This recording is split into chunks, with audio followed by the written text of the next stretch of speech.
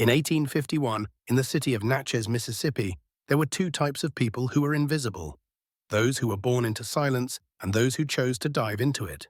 The first group included Marguerite Bowmont, and the second group included Tobias. Both learned early on that in a society that cared a lot about pure lineage and perfect looks, flaws were not accepted. They were traded. Natchez had more millionaires per person than any other city in the US. These huge fortunes were made on cotton fields and by enslaved workers. Neoclassical mansions lined the hills above the Mississippi River, where steamboats carried crops worth millions of dollars. But behind the beautiful facades and fancy balls, there was a quiet market where problems were solved through private deals. Marguerite was born unable to hear. She never heard her mother's voice and never learned to speak. She had turned down 15 suitors by the time she was 21. Tobias was born into slavery. He saw something when he was 12 that made him promise never to speak again. He kept that promise for 15 years. And when a desperate father decided to sell them both as a pair of defective items that nobody wanted separately, those two silences collided. It wasn't just an escape that happened next, finding out a family secret that was so shocking that it explained why Marguerite was born deaf, why Tobias had grayish eyes that weren't normal, and why a woman who had been dead for 18 years had planned a revenge that was more complicated than anyone could have imagined.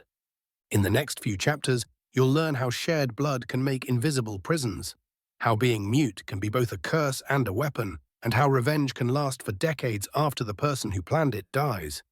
Leave a comment below telling us where you're watching from, and if this is your first time on the Legacy of Fear channel, subscribe. You won't want to miss what's coming up next. When Marguerite Bowmont was 21, her father said she was worth only $1,800, the same amount he would accept for Tobias, the mute coachman who hadn't said a word in 15 years. Two broken things, one package deal, closed in September 1851. The young woman lived in the Bowmont mansion, which was full of books that she loved but could never talk about. People in Natchez thought of her as decorative furniture because she was born deaf. She was beautiful, well-educated, and completely useless for marriage. 15 men turned down offers in 5 years. The reasons were always diplomatic, but they all came to the same conclusion. A wife had to be in charge of the house slaves, host parties, and talk with people in salons. A commanding voice was better than paper and pencil. She had, however, developed an amazing skill that she kept to herself: lip reading. She started to figure out words at age 7 by closely watching mouth movements. She knew simple phrases by the time she was 12. She could follow whole conversations when she was 21. People talked freely around her because they thought the deaf-mute girl was basically invisible.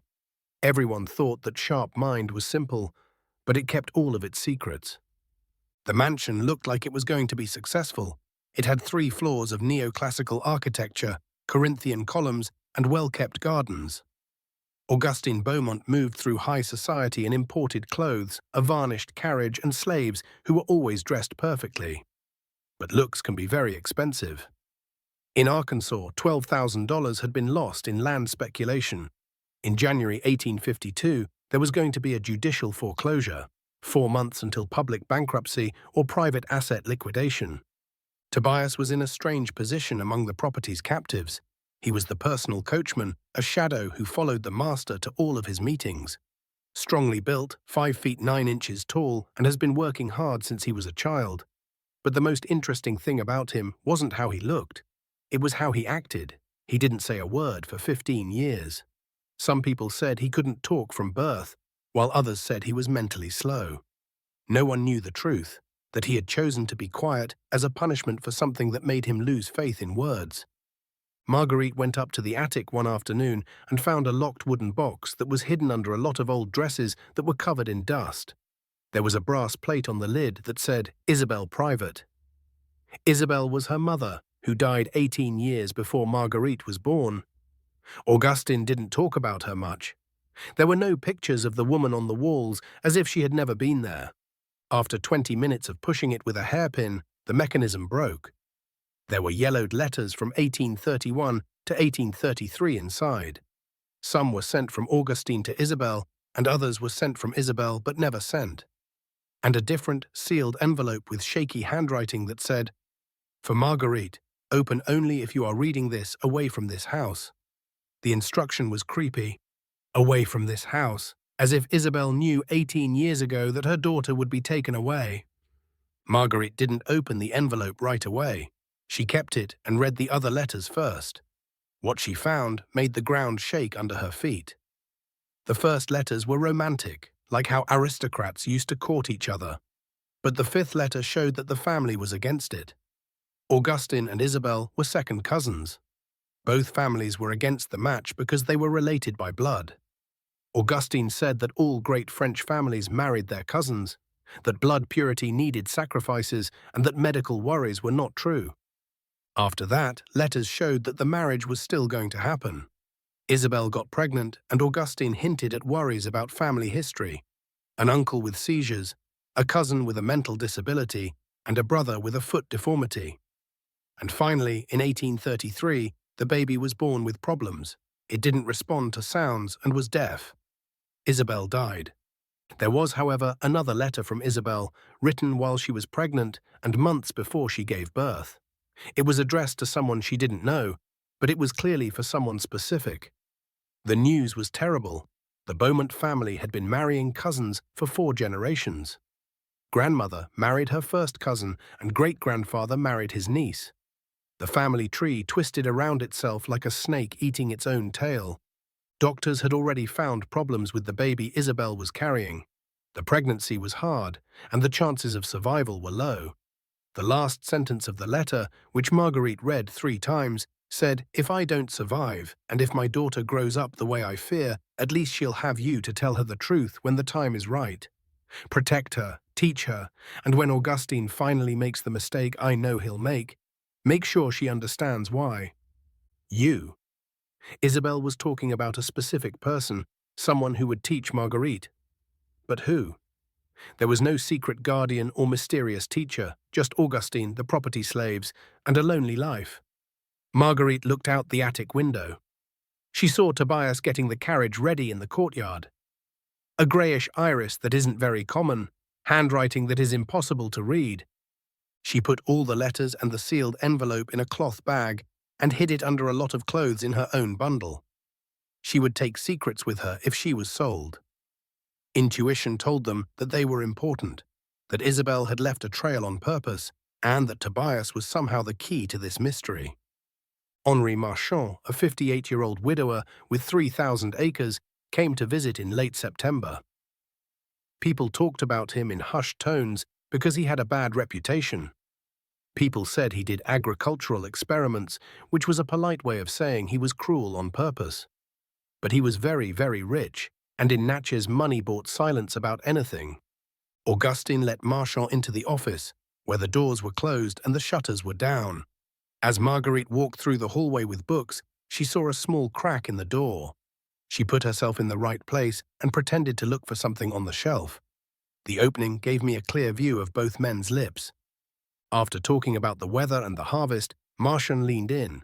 He offered $1,800 for Tobias, which was 3 times the market price.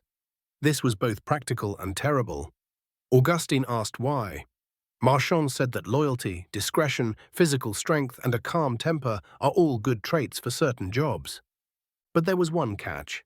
Marguerite would come along, but not as a wife or a hired servant. She would be part of the deal. As Tobias's governess, she would live on Marchand's plantation. Augustine would get the money, pay off 15% of the debt, and solve 2 problems at once. How to tell people that he had sent his daughter to a bachelor's house? Marchand had a quick answer. Marguerite needed a controlled environment because of her condition. Tobias, who had been a part of her life since she was a child, would provide continuity. Society would accept it. Defectives needed special care, and everyone would act like they didn't know what was really going on. Marguerite saw her dad agree, saw the handshake, saw $1,800 in bills and gold coins change hands over the mahogany desk. And they saw something else. A smaller envelope that Augustine quietly passed to Marchand. A second deal. Paying for something other than the item you bought. Why? Augustine told everyone about the decision that night at dinner when they were all quiet. He said it was a temporary arrangement to help with money problems. When things calmed down, she would come back, lies wrapped in fatherly words. Marguerite didn't say anything. She picked up her notebook and wrote down one question. "Are you selling me?" Augustine read it. She saw something break in his mask for the first time in years. It wasn't regret, it was weariness. He didn't say anything. He just nodded and left. Something unexpected happened 2 days before the transfer. Marguerite saw Tobias alone in the garden for the first time without anyone watching him. She wrote quickly, "Did you know about this?" It was about the sale. Tobias stood still for a moment, then surprisingly reached out his hand and asked for the pencil. The handwriting was beautiful, cursive letters, the right proportions, and perfect spelling. Something an illiterate prisoner couldn't do. Tobias said, "No, but I promise to keep you safe." Marguerite couldn't move. He could write very well. She wrote a new question with shaking hands. "How did you find out about this?" He looked around and seemed unsure before writing slowly, "Your mother taught me when I was 8 years old, before you were born." He gave the pencil back and walked away, leaving Marguerite with an unsettling realization. Isabel had secretly taught a slave to read and write, which was against the law and very dangerous in 1832, when Tobias was 8 years old, and she had only been married for a few months. Why? And why him, of all the people who lived on the property? The "you" in the letters hit me like lightning. Tobias was the one. Isabel had trained him 18 years ago to be the guardian of the daughter who was about to be born, and to tell the truth when the time came. And the moment was coming, because Augustine was selling them both, just like Isabel said he would. The carriage was waiting at the gate on the morning of the trip. Tobias was already sitting in the driver's seat. Marguerite came down the stairs with a small bag that had some clothes, books, writing materials, and letters hidden at the bottom. Augustine gave her a quick, mechanical hug. His lips moved. She read, "I'm sorry." She didn't say anything. She got into the carriage. She turned around for one last look as they walked away. Augustine stayed on the porch, and as he got farther away, he became less and less visible. His lips moved, but he wasn't talking to anyone. Marguerite figured out that it was Isabel. There was no other way. A 2-hour trip to the south, 10 miles. Tobias stayed quiet the whole time. Marguerite looked at his broad back. Would he really protect her, or was he just doing what he was told? The mood changed when they went through Marchand's gate.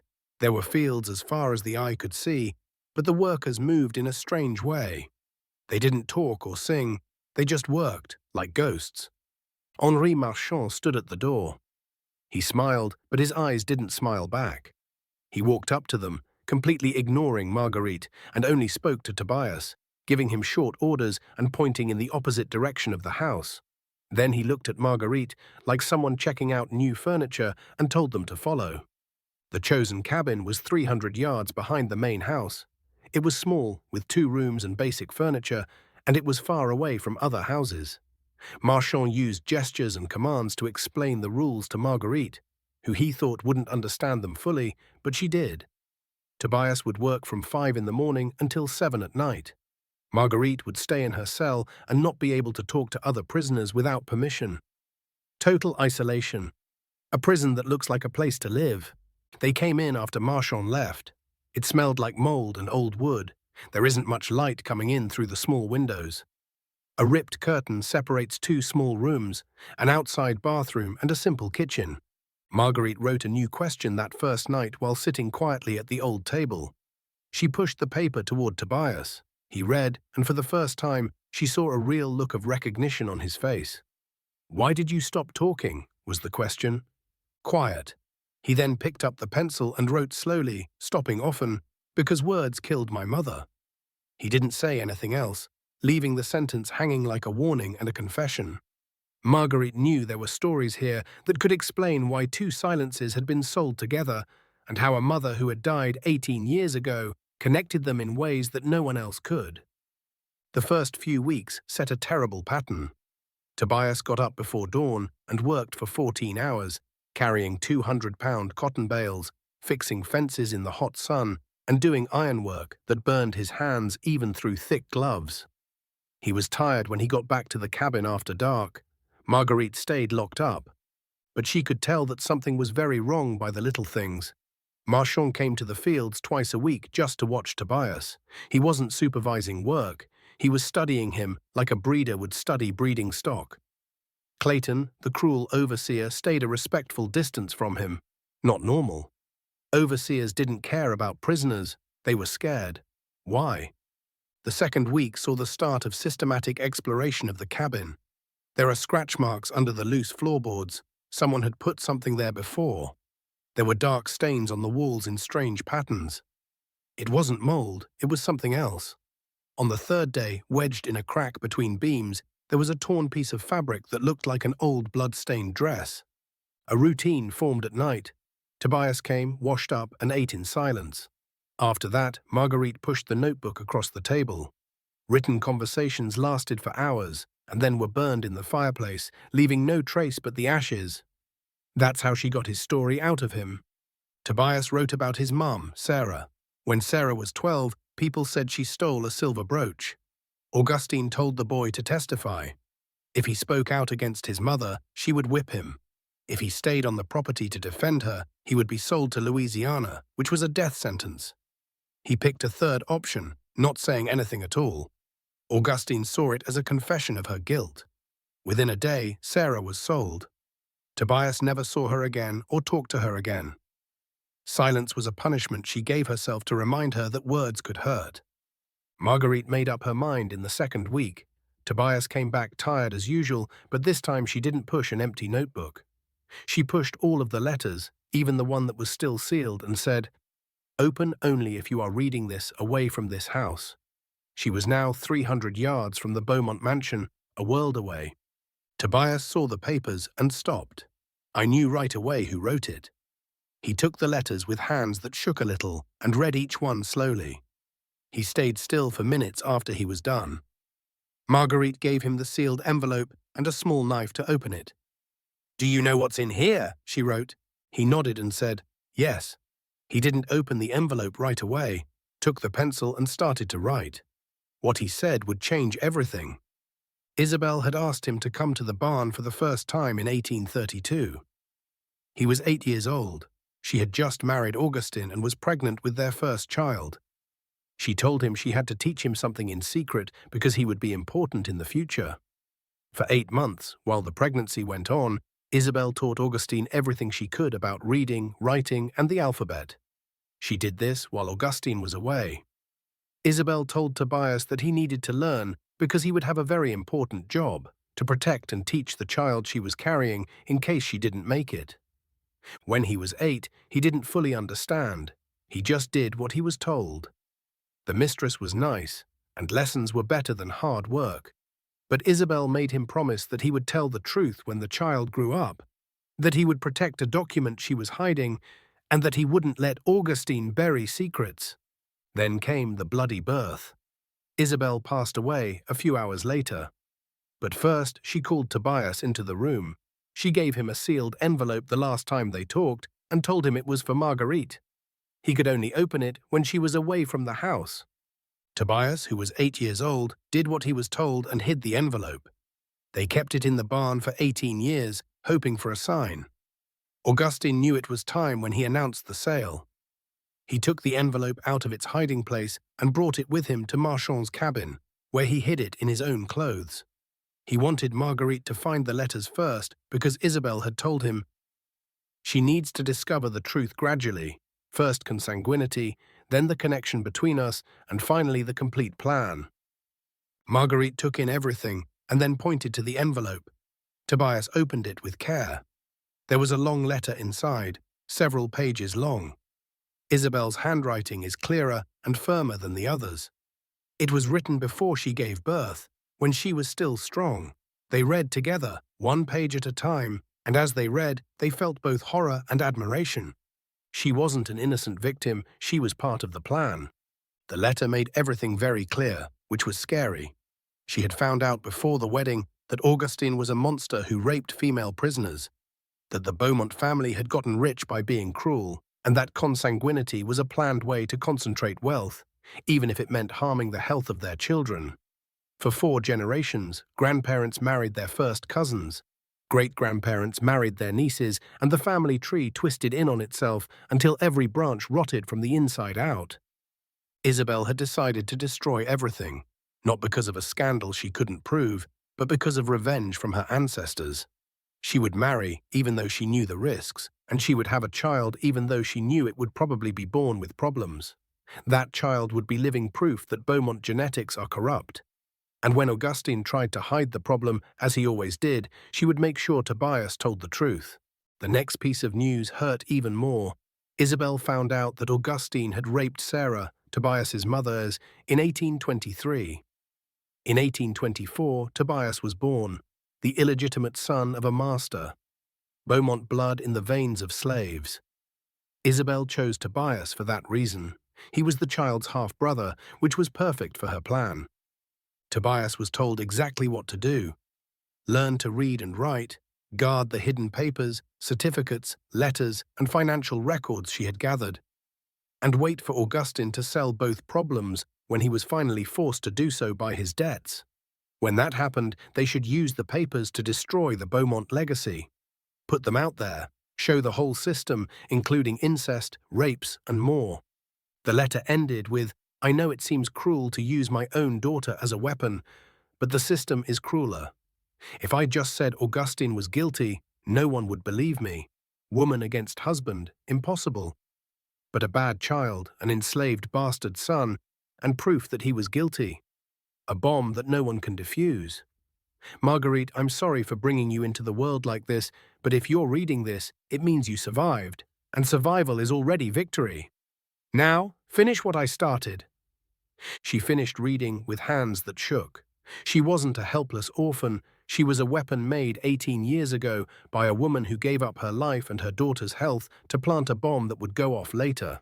Tobias said, "She made us for this." Marguerite replied, "She used me." Tobias wrote back, "Yes, but she gave us a choice she never had. We can let the papers die or blow them up." During that investigation, Marguerite found something else that Isabel hadn't planned in order to learn more about the situation. A leather-bound diary was hidden behind a loose panel. It had been owned by a woman named Ruth, who had been a prisoner and lived in that cabin years before. The dates on the entries were between 1847 and 1849. Ruth wrote about Marchand's show. She had to have 4 kids in 3 years, and all of them were sold. The last entry, from March 1849, was hard to read. She wrote that she couldn't take it anymore and would rather die. There were no more entries after that. She shut the diary, the marks on the walls, the ripped cloth. Marchand just cleaned up and put new people in the place where Ruth had died. She let Tobias see the diary. He looked at it and ran his fingers over the stains. He wrote, "How many more? How many Ruths? How many Sarahs?" The system wasn't an exception, it was normal. Marchand went to the cabin in the 4th week at dusk, came in without permission, ignored Marguerite, and only talked to Tobias. Looked at him like a vet looks at a valuable pet. Told him to raise his arms, checked his muscles, and looked at his teeth. Clayton, who was with him, laughed. Marguerite, who was behind them, read every word Marchand said. "Better genetics, strong build, calm temperament, 6 months. If it works, I'll triple the investment." Tobias sat down heavily after they left. He didn't write right away. Instead, he stared at his hands. Finally, she took the pencil and confirmed what Marguerite had feared the most. Marchand wanted to use him in a forced breeding program, cross him with certain female captives to make stronger workers, and then sell them for a profit. Eugenics was used as a business strategy on large southern plantations, where it was a common practice. Owners kept records of the family trees of their slaves, just like breeders did with horses. It wasn't the fact that it was illegal that scared me, it was how normal it was. Marguerite asked, would he do it? The scary answer was, he had no choice. If he refused, he would be sold to the coal mines in Kentucky, where he would live for 18 months. And if he was sold, Marguerite would be alone on the property. Marchand knew this. That's why she was there, not as a governess, but as a guarantee of obedience. In the 6th week, Marguerite saw proof. Clayton took 3 women to a place near the cabin and made them stand in a line while Marchand walked around and looked. One of them was clearly pregnant. She could read his lips perfectly. That one is already breeding, but the other two are at the right time. Bring Tobias tomorrow at dawn. I want to start the tests. Tests is a clinical word for organized rape. They took the women away. One person looked at the cabin for a moment. She looked into Marguerite's eyes. There was no plea, just a blank recognition. Both were real estate. Marguerite noticed something that night while they were writing. Tobias didn't say that escape was impossible. He said that trying to escape without being ready was suicide. It's a small but important difference. He was already figuring out routes, resources, and windows of opportunity.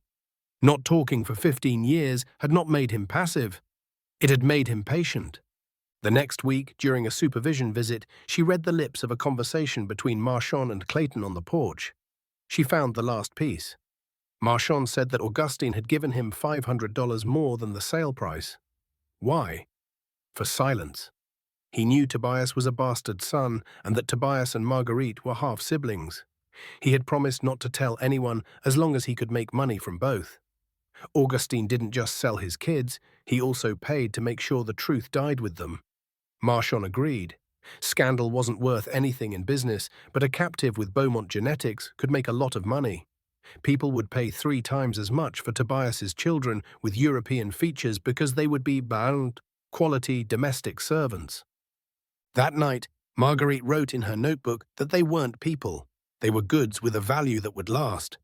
The only way to stop being property was to completely destroy the chains. This meant not only escaping, but also making sure that the truth lived on through documentation, testimony, and revenge. Tobias wrote back with just one word: how? Marguerite smiled for the first time since they got there. It wasn't a happy smile, it was the smile of someone who had found their purpose. She couldn't hear, but she had learned to hear things that no one else could. He couldn't speak, but he had learned how to scream without a voice. Maybe they could become human if they worked together. And people don't want to live in chains. If you're still with us, subscribe to the channel. What happens next will show how far 2 people who have been thrown away can go when they realize they have nothing left to lose. The due date was coming up. 6 months turned into 4, then 3. Clayton came by more and more often to remind Tobias of the schedule. The program would start on the new moon in December, with 3 chosen female prisoners. There was no way to say no. If Marguerite resisted, she would be sold to the mines and then punished. Perfect force. Talk about the papers went on all night. Marguerite said that getting back at the dead was pointless because Augustine would still have to pay when creditors took over the property. Tobias replied, it wasn't about Augustine, it was about the system. If they could publish papers showing that an aristocratic family practiced deliberate consanguinity, that eugenic programs worked on plantations, and that bastard sons were enslaved by their own fathers, they would give abolitionists more power. It wouldn't change the world, but it would make a lot of noise that the system couldn't easily ignore. She finally said yes, not because she was noble, but because it made sense. The documents were their only bargaining chip if they were caught while trying to escape. They could prove that they could publish if Marchand or the hunters killed them, which was like life insurance. They would decide later what to do with it after a successful escape. First, they had to stay alive. They made plans for the new moon, which was 3 days away. Tobias had carefully looked at patterns. Clayton got there at 5 in the morning. At 7, Marchand had breakfast. Between 5 and 7, there is a time when you are most vulnerable. The tool shed wasn't locked, and it had tools that could be used as weapons. The path through the fields went to the road without going by the main house. It was 2 miles of open land, but it was safe to walk on before dawn. Marguerite finished the plan by adding important details. Clayton kept about $80 in a metal box in the barn for the weekly pay of the supervisors. Not a lot of money, but it bought a ride on a barge, food, and maybe fake papers. Clayton didn't lock the box because he believed that captives wouldn't steal. Marguerite read Isabel's letter over and over again during those weeks. Every time I read it, I found something new. She didn't just guess when the sale would happen, she guessed everything. When it would happen, why Augustine wanted to do it, and even that Marguerite and Tobias would have to make a conscious choice to set off the bomb. They weren't just running away from their attackers, they were the people behind a revenge plan that had been in the works for 18 years. They put Ruth's diary, letters from Isabel and Augustine, Tobias's birth certificate, financial records, and Isabel's last letter explaining everything in a waterproof bag the night before the escape. They carefully wrapped everything up and got it ready to go. Evidence strong enough to bring down a whole dynasty. Tobias wrote one last message before they destroyed the notebook. If we are caught, documents survive. If we die, truth survives. Either way, Isabel wins. Marguerite said yes. It wasn't about them anymore. It was about getting revenge for a woman who had been dead for 18 years and had planned it with superhuman patience. She had turned her own womb into a weapon. Made Marguerite knowing the child would be sick. Made sure Tobias got an education, planted the papers, and then let time and Augustine's greed do the rest. And it had worked perfectly. They were exactly what Isabel had planned. Human weapons that would explode when they were sold, which she had predicted with prophetic certainty. The only thing left to do was light the fuse, and the match was the way out. The last thing they did was look at Ruth's razor, which had a rusty blade but was still sharp. Marguerite held it and felt the weight that had killed Ruth when she couldn't take it anymore. But it could have a different purpose. Not to destroy oneself, but to set oneself free. She had the razor in her pocket. Tobias grabbed a heavy hammer from the shed. Tools of work became tools of escape. They didn't sleep. They just waited until it was very dark. New moon. There are no stars visible.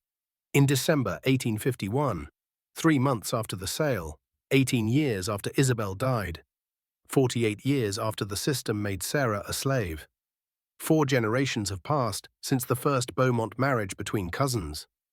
Revenge takes time, but when it comes, it's final. Marguerite and Tobias left the cabin at 4:30 in the morning. They didn't look back or hesitate. They carried a bag of papers, makeshift weapons, and the weight of generations. But for the first time in their lives, they also carried choice. And choice, even if it cost everything, was a luxury that no master could buy or sell. December 1851, new moon. Dawn without stars. They left the cabin at 4:30. The first stop is the tool shed. Tobias knew how every board creaked. He went in and came back with a heavy hammer and a metal chisel. Ruth's razor was in Marguerite's hands. Not the best weapons, but better than nothing. The barn where Clayton kept the money is the second goal. 200 yards across an open field with no cover. But only the crazy or the people who were running away were awake at 4:40. They crawled across the field, moving between rows of cotton that had already been picked. The door was open. Clayton put too much faith in people. It smelled like hay and poop inside. There was a tarp over the metal box that was under a workbench. Tobias opened it up and found $83 in cash and coins. A lot of money for people on the run, but death if caught. They took it all. They were about to leave when they heard someone say, "Clayton." He had gotten there early and was talking to someone outside. They stopped moving and hid behind a pile of hay. Clayton came in with a lantern. The inside was lit up by yellow light. He went straight to the box on the workbench. He bent down and opened it. The empty inside was lit up. He stayed still, thinking. Then he yelled at the person outside, telling them to look. It was a young boss. "There was a thief," Clayton said to wake everyone up and lock the gates. A quick choice. They couldn't be trapped. Tobias stood with a hammer in his hand. Clayton turned for a split second, frozen in shock at the sight of a captive who had never disobeyed now holding a weapon. A break in the natural order. Clayton grabbed the whip that was on his belt. Tobias was quicker. The hammer came down and hit his wrist. A loud noise broke the bone. The whip dropped. Clayton yelled and ran away. A second hit to his shoulder. He dropped to his knees and tried to scream. Tobias hit the side of his head, but not hard enough to hurt him. Clayton fell to the ground, unconscious but still breathing. Enough violence, no more. But the foreman had heard the scream and was going into the barn. Saw Clayton on the ground, Tobias with the bloody hammer and Marguerite with the razor. A man in his 20s, not as violent as Clayton, just a guy doing a job that paid. You can either fight or run away. He stopped. Tobias and Marguerite ran past him. He didn't try to stop them, he just watched them go and then ran to the main house yelling. Ringing bells started. They ran through the fields, but not the way they were supposed to. It was hurt. They made it up as they went along and headed west into the woods. First, 2 miles of open ground. Behind them, more and more torches lit up. Voices yelled and dogs barked. The property turned into a hive of angry people. At 5:15, they got to the trees. In 40 minutes, the sun would rise and the darkness would end. But the forest gave them cover. Tobias knew from his work as a maintenance worker that hunting trails weren't normal escape routes. That's why they were better. They ran for 20 minutes and then stopped to catch their breath. Marguerite threw up because she was so scared and tired. Tobias looked around. There were dogs in the distance, but the sounds came from the wrong place. Martian had thought north toward the Free States. Makes sense, not surprising. Nope, they were heading south to the Mississippi River. Not what you would expect. Maybe enough. 3 days through forests, swamps, and land that had been left behind. They ate roots, drank water from streams, and slept in shifts of 2 hours. The money stayed the same. Using it would draw attention. A white woman and a prisoner with money was an immediate alarm. On the 4th day, they got to a fishing village on the river. Makeshift buildings, a lot of people coming and going, little authority, and a place where people didn't ask questions if they paid enough. Using hand signals to negotiate with a barge owner who is taking goods to Memphis. $20. The man looked at Tobias and Marguerite, understood, and charged $30. Tobias paid. The trip took 6 days and was hidden among bales of cotton and crates of tobacco. They ate leftovers and drank dirty water. On the 3rd day, I got a fever, tremors, sweat, and delirium. Tobias kept Marguerite warm with his body and made her drink. The fever went away on the 5th day. Memphis, unorganized and anonymous. For $15, you could get better clothes. Marguerite had to look like a respectable lady, and Tobias had to look like a captive who was with her. This was the only way they could stay alive. A Quaker tailor saw the signs of fugitives and offered them a place to stay for 3 nights. He also told them the way, from Memphis to Cairo, Illinois, then Springfield, and finally Chicago, where there were safe houses along the way. Tobias showed the papers and wrote down what they meant. They didn't just want to get away, they wanted to tell the truth. The tailor read everything, turned pale, and said he knew an abolitionist journalist in Chicago who would publish it. But they were warned that publishing it would mean never being able to go back to the South, which was a death sentence in absentia. Marguerite wrote back, "We don't plan to come back, we plan to destroy." Fake papers. Now Marguerite was Margaret Thompson, a widow traveling with her captive, who she had inherited. Tobias was Thomas, who had been mute since birth. Identities that explain why they are quiet. They left Memphis in a merchant's wagon that was carrying clothes. 2 weeks hidden in a pile of linen. It's cold in December. They shared blankets, and their bodies were the only source of heat. A checkpoint on the border between Kentucky and Tennessee. A police officer looked at the papers with doubt, inquired about Marguerite's destination. She wrote back and explained her situation. The officer wanted to know where Tobias's ownership brand was.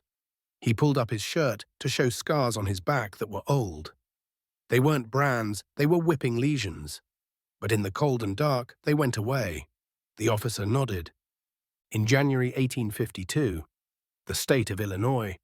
It was a free state, but the fugitive slave laws meant that hunters could still catch Tobias. Freedom with conditions.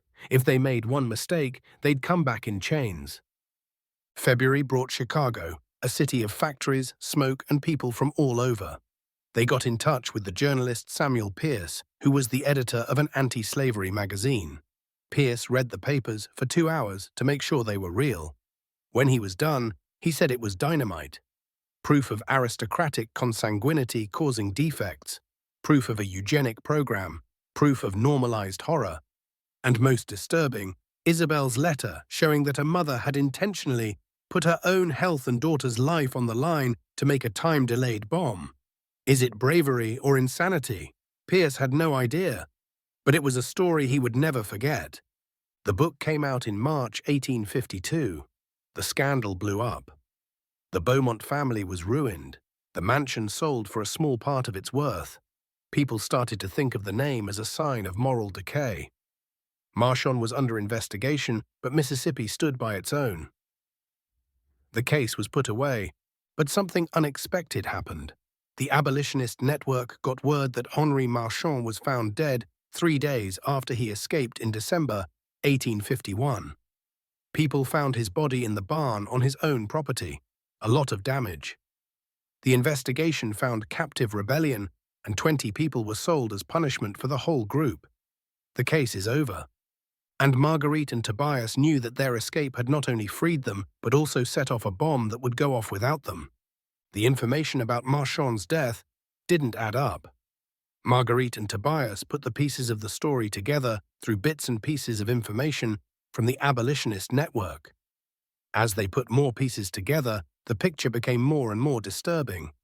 The death didn't happen 3 days after their escape, it happened the same day, and it wasn't a spontaneous rebellion.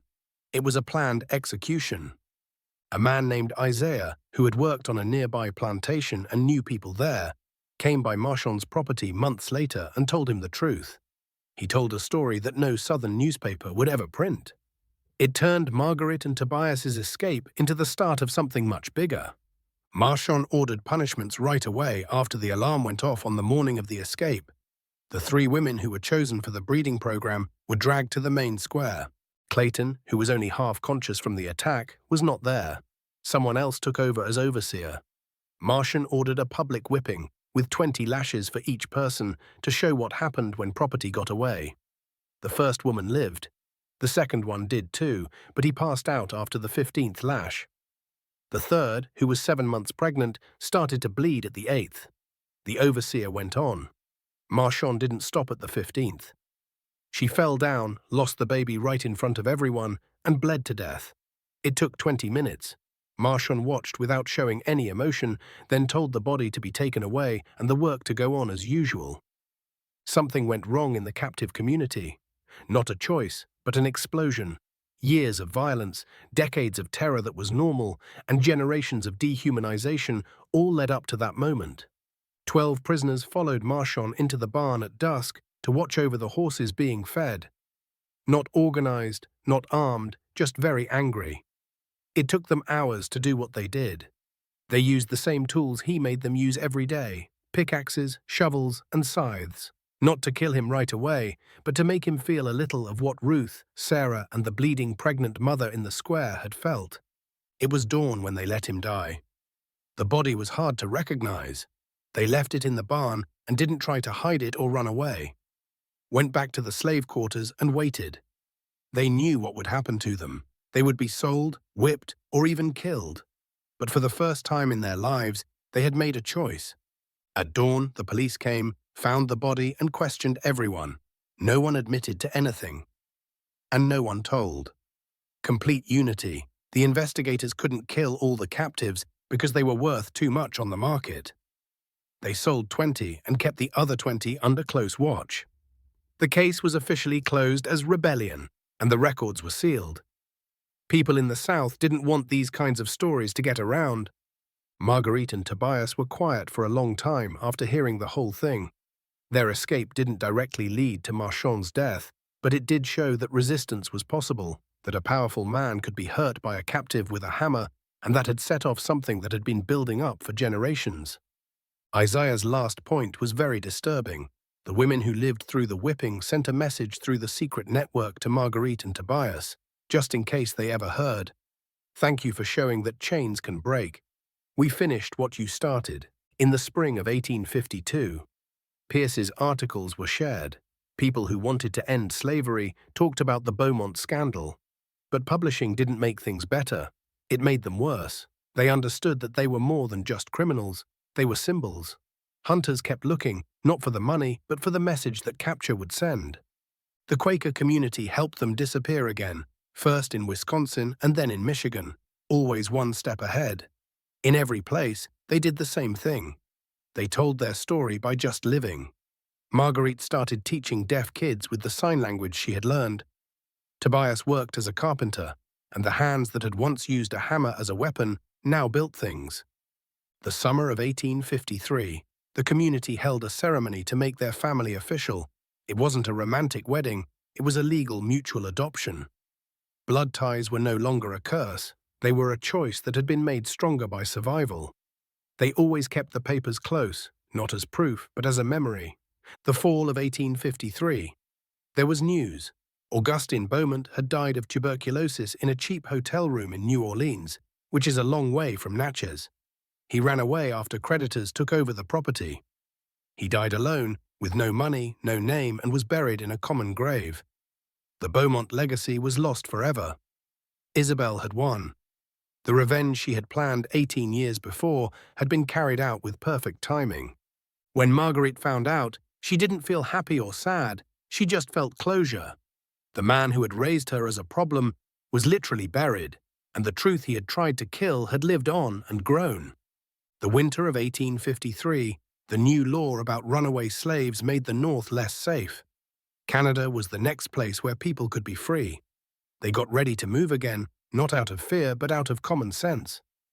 Before they left, they sent the Quaker Historical Archive copies of all the papers with the message, "Keep sealed for 50 years, then publish," not as scandal as history, in the spring of 1854.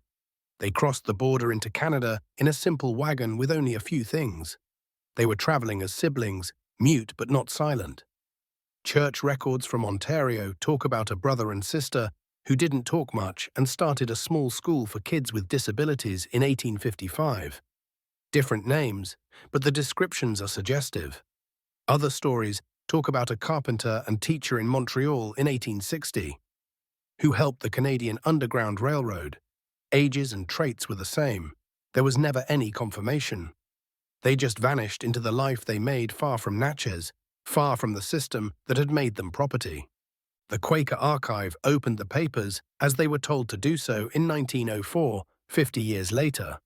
They were printed in a small historical abolitionist newspaper, which sparked some interest among academics for a short time before being forgotten, just like thousands of other stories. But forgetting doesn't change what is written down. Truth is still truth. Not only did 2 people escape in December 1851, it was the explosion of a bomb that a woman had planted 18 years before. She turned her own womb into a weapon. It was the killing of a cruel master by prisoners who finally chose violence over giving up. The end of a dynasty built on blood eventually poisoned its own bloodline. Because 4 generations put purity before health, Marguerite was born deaf. Tobias chose to be silent because words killed his mother. Isabel chose death to make sure she got her revenge. Ruth killed herself to get away from horror. 12 prisoners chose to have Marchand killed, even though they knew it would cost them everything. And every choice made the chains weaker in some way. They were siblings by blood, property by law, fugitives by choice, and survivors by will. And finally free because they knew that chains only work on people who think they need them. They stopped believing, and the links broke one by one. Isabel was aware of this. That's why she came up with a plan for revenge that would last after she died. That's why she turned kids into bullets. That's why she left papers that would make sure the truth would never completely die. And when it finally went off, the damage lasted for generations. Marguerite and Tobias knew for the rest of their lives that they were part of something bigger. Not heroes, just pieces in a game that Isabel started and wouldn't stay on the board. They jumped off and took proof that the whole board was a scam with them. They didn't change the world. The system stayed the same until the Civil War forced it to be rebuilt. But they made changes in their own lives. And for people who were born into slavery, personal change was enough of a revolution. A small victory, along with thousands of other small victories by other fugitives, eventually made a difference.